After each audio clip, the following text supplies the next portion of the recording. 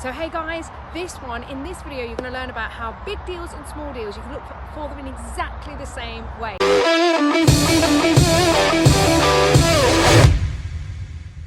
So currently I am stood on over 4 acres of land. This is going to be a massive development of a mixture of different strategies and looking for them in the exact same way, because as long as the deal works, the money will come to you. So if you want to use investor finance or your own money, as long as you're going to add value and be able to make money on the back end, it is an excellent deal. So regardless of whether it's a 2-bed house that you plan on adding value and selling on, or a multi-acre development site where you plan on building and renovating and doing a mixture of the two, they are exactly the same as long as you do your due diligence and do your numbers in the same way. So let me break this down for you.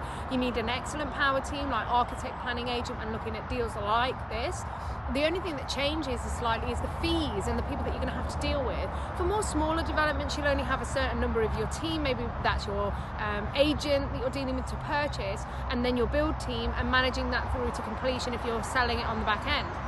A deal like this, it's just a bit more lengthy in the beginning because you're going to need to go through planning arrangements and have architects do drawings and look at the possibility of the extra things that you're going to have to add on. So yes, big deals, small deals, only a few different clarifications, but on the end of the day, with all of this, it is all about making money.